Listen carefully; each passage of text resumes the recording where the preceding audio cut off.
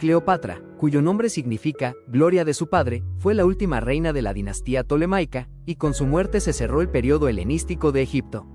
Es una de las figuras más recordadas del antiguo Egipto, y pese a ello, apenas nos han llegado representaciones fiables de su rostro. La ubicación de la tumba de Cleopatra, en el que fue enterrada junto a Marco Antonio, sigue siendo un misterio. Cleopatra fue muy querida por su pueblo, entre otras cosas, por su amor por la historia y la cultura de su país. Fue la primera de su dinastía en conocer el idioma egipcio pese a su educación puramente griega. A pesar de que suele encumbrarse más su belleza que su inteligencia, fue una brillante diplomática y escribió tratados médicos. Gracias a su atractivo físico e intelectual supo conquistar el corazón y la mente de hombres muy poderosos. Tras la derrota en la batalla de Accio, se suicidó para que Augusto no la exhibiera en Roma como un trofeo.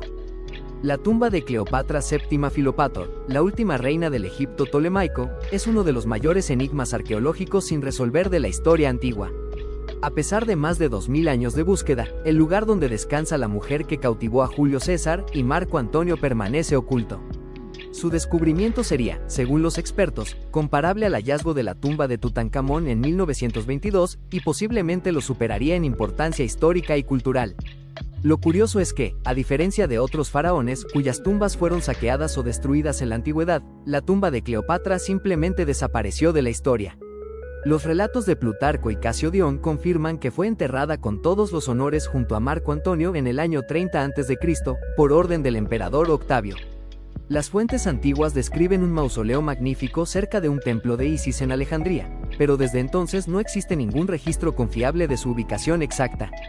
La búsqueda de esta tumba se ha intensificado en las últimas 2 décadas gracias al trabajo incansable de 3 figuras clave. Kathleen Martínez, arqueóloga dominicana, que defiende la teoría de Taposiris Magna; Frank Godio, arqueólogo submarino que explora la Alejandría sumergida; y Zahi Hawass, exministro de Antigüedades egipcio, cuyo escepticismo inicial se ha transformado en cautela optimista. Entre los 3 han protagonizado descubrimientos extraordinarios: un túnel subterráneo de 1300 metros, un palacio tolemaico bajo el agua y, más recientemente, un puerto sumergido que podría conectar directamente con el lugar de descanso final de la reina. La importancia de encontrar la tumba de Cleopatra trasciende la simple curiosidad histórica. La reina representa el fin de una era; con su muerte terminó la dinastía tolemaica que había gobernado Egipto durante 3 siglos y Egipto se convirtió en provincia romana. Su tumba podría contener documentos, tesoros y evidencias que iluminarían uno de los periodos más fascinantes de la historia antigua, cuando Oriente y Occidente se encontraban en el Mediterráneo. Como afirmó Kathleen Martínez, su hallazgo sería el descubrimiento arqueológico más importante del siglo XXL.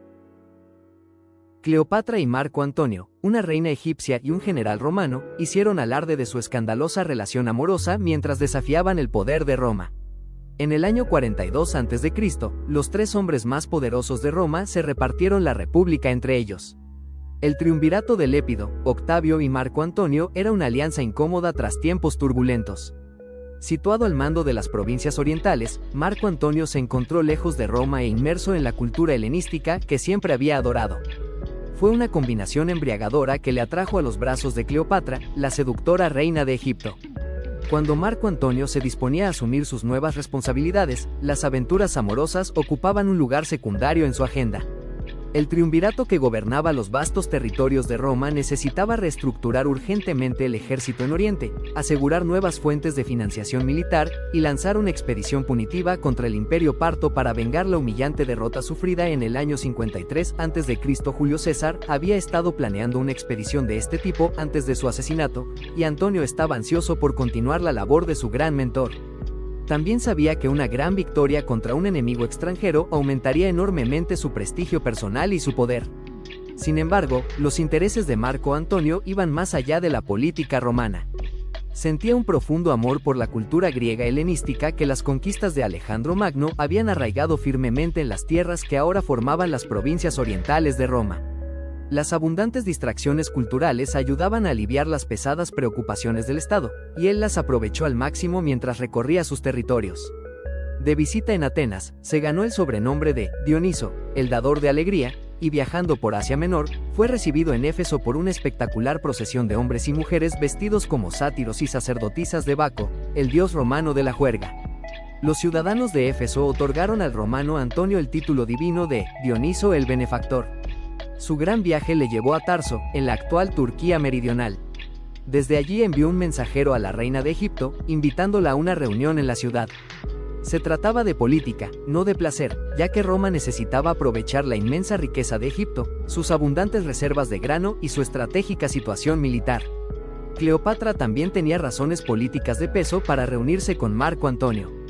Ganar la amistad de uno de los hombres más poderosos de Roma estrecharía los lazos con la República, consolidando su dominio sobre el trono y quizás incluso ampliando su reino. La faraona, que ya estaba jugando un brillante juego político, retrasó su partida, aumentando la expectación de Antonio y asegurándose de que los preparativos estuvieran listos para que el primer encuentro del romano con la reina de Egipto fuera inolvidable. Cleopatra se aprovechó de la fascinación de Marco Antonio por la cultura griega y su amor por el lujo. Se acercó a Tarso remontando el río Sidno en un magnífico barco con proa dorada, velas púrpuras y remos plateados. Mientras los músicos tocaban, la faraona se recostaba bajo un dosel bordado en oro vestida de Afrodita, diosa griega del amor. La abanicaban jóvenes vestidos de Eros y la atendían muchachas vestidas de ninfas marinas, mientras los sirvientes esparcían perfume entre la multitud que se agolpaba a orillas del río. Como el sonido y el olor embellecían este cuadro visualmente sugestivo, la impresión causada por Cleopatra debió de ser realmente extraordinaria. Antonio quedó sobrecogido por el espectáculo. El historiador griego Plutarco describe una escena en la que el romano fue abandonado en la plaza de la ciudad mientras sus asistentes se unían a los ciudadanos que corrían hacia el río para ver por primera vez a la reina. Sorprendido, decidió invitar a Cleopatra a un banquete. Sin embargo, la reina egipcia tenía el control absoluto de los acontecimientos y el general romano aceptó su invitación a un banquete que ella ya había preparado. Según Ateneo, citando a Sócrates de Rodas, el oro y las piedras preciosas dominaban la decoración del comedor, que también estaba adornado con costosas alfombras de púrpura y oro. Cleopatra proporcionó caros divanes a Antonio y su séquito y, ante el asombro del triunviro, la reina le dijo con una sonrisa que eran un regalo. El romano intentó corresponder, pero pronto se dio cuenta de que no podía competir con ella.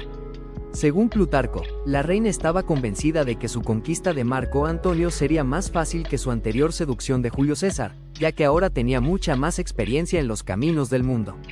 A sus 28 años, tenía la confianza, la inteligencia y la belleza de una mujer madura. Según la creencia popular, Cleopatra se suicidó al permitir que la mordiera un áspid, cobra egipcia. Pero según los escritores de la época romana Estrabón, Plutarco y Dion Casio, Cleopatra se envenenó usando un ungüento tóxico o introduciendo el veneno con un instrumento afilado como una horquilla. La muerte de Cleopatra puso fin de manera efectiva a la guerra final de la República Romana entre los triunviros restantes Octavio y Antonio, en la que Cleopatra se alió con Antonio, padre de 3 de sus hijos. Antonio y Cleopatra huyeron a Egipto después de su derrota en la batalla de Actium del 31 a.C. en la Grecia romana, después de la cual Octavio invadió Egipto y derrotó a sus fuerzas. Suicidarse le permitió evitar la humillación de ser exhibida como prisionera en un triunfo romano que celebraba las victorias militares de Octavio, quien se convertiría en el primer emperador de Roma en el 27 a.C. y sería conocido como Augusto. Octavio, heredero rival de Julio César, hizo matar al hijo de Cleopatra, Cesarión, también conocido como Ptolomeo XV, en Egipto, pero perdonó a sus hijos con Antonio y los llevó a Roma.